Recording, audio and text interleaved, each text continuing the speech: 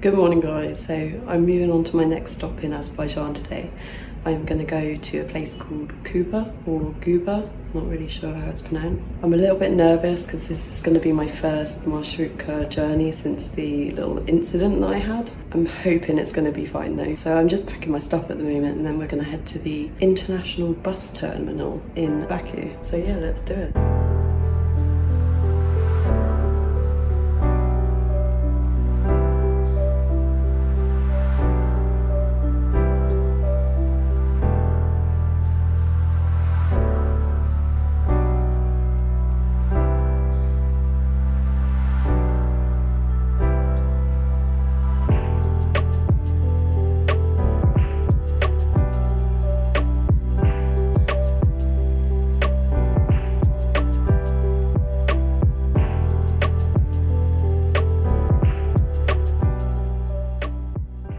Well, I've just arrived, but I'm in the middle of nowhere, like, not really sure how to get into the city centre.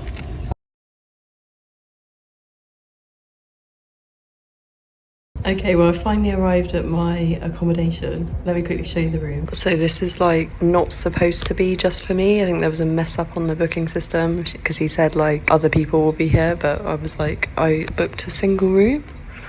So I think it's okay, but yeah. The journey was also a bit of a mission. Like that bus was so hot and so bumpy. I was sat right at the back, right on top of the wheels, and every single bump I nearly like flew out of the seat. It was crazy.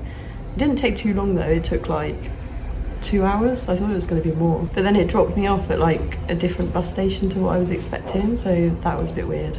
And I ordered a taxi on Bolt, and obviously on these apps like it shows the driver your location, but I straight away got text saying like, did you order a taxi?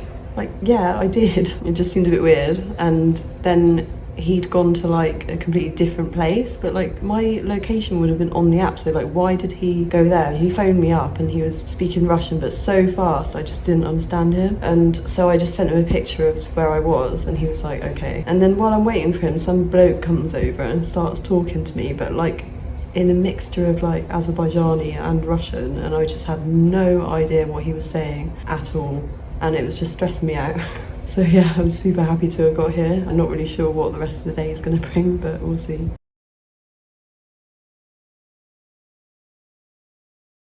Good morning. So here in Quba, there's actually a community of mountain Jews, which is interesting because this is like a Muslim majority country, right? So there is a Jewish quarter here. I think that'll be really interesting to visit. I think there'll be some really interesting buildings to look at and stuff to learn about. So I'm going to walk over there in a minute.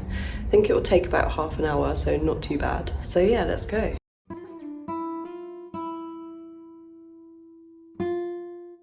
Just across this bridge is the Red Village, a historic Jewish settlement, believed to be the world's only population centre made up of exclusively Jewish people outside of the US and Israel.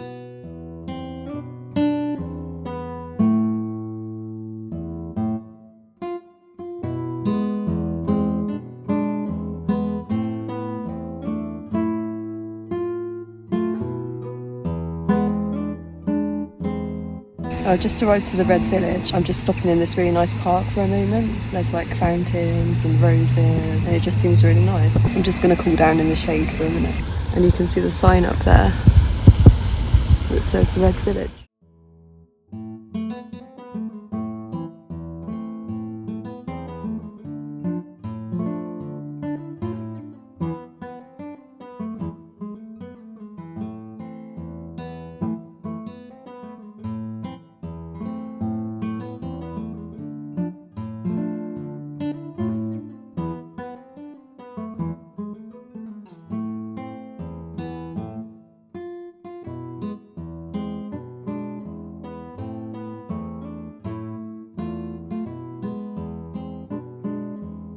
As I was walking around, I started noticing that there were a lot of really grand and impressive mansion houses, which was an interesting contrast to many of the streets just across the bridge.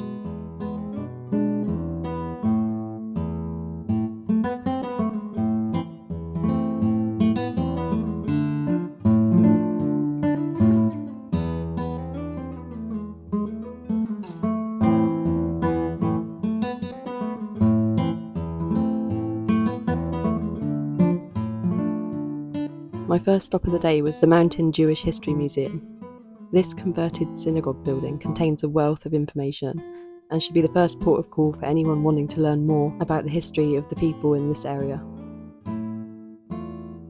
There was an impressive and informative collection of displays detailing the history of the mountain Jews in the area. And there were also a lot of items to view, such as ritual objects, clothing, and religious texts. From my understanding, mountain Jews are the descendants of Persian Jews and have lived in the Caucasus region since the 5th century. In the early 17th century, there were many settlements of mountain Jews throughout nearby Dagestan and Chechnya, as well as across northern Azerbaijan. The Red Village was set up to protect the Jews from persecution. The mountain Jews are neither Sephardic nor Ashkenazi. They are of Persian origin, and they have their own distinct practices, including their own language called Jahuri, although most residents today also speak Azeri and Russian.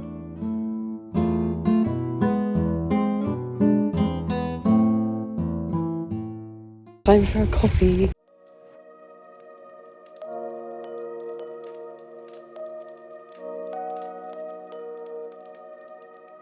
The museum also has an information centre, a gift shop and a cafe. So I headed there to get the first cappuccino I'd actually found in days.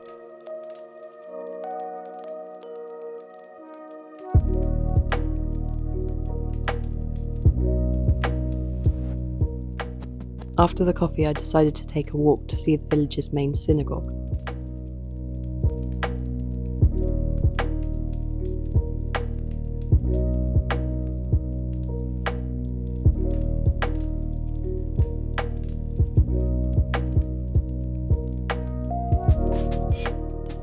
This is the six-domed synagogue, one of the Red Village's 2 active synagogues.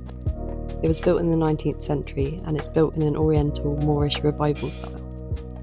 During the Soviet era, it was closed as a place of worship and repurposed as a sewing workshop. But after independence, it was brought back to use as a synagogue.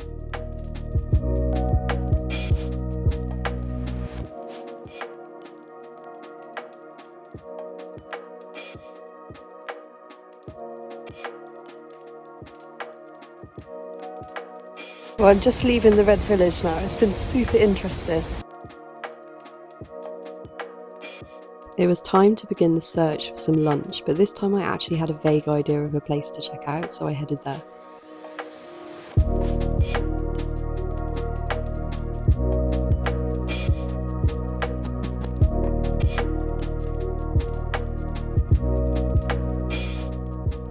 This massive restaurant isn't my usual sort of place I'd choose, but it was open and a lot of families were in there, so I went in and I ordered this big plate of dolma, or vine leaves stuffed with rice. It also came with some bread and cold yogurt, and it was actually really good. Well, I'm back now. Can't believe I just had lunch in a restaurant. I'll definitely go there again because it's super easy and they have quite a big menu. Anyway, I think that's going to be it for this one. I hope you found it interesting and I'll see you in the next one.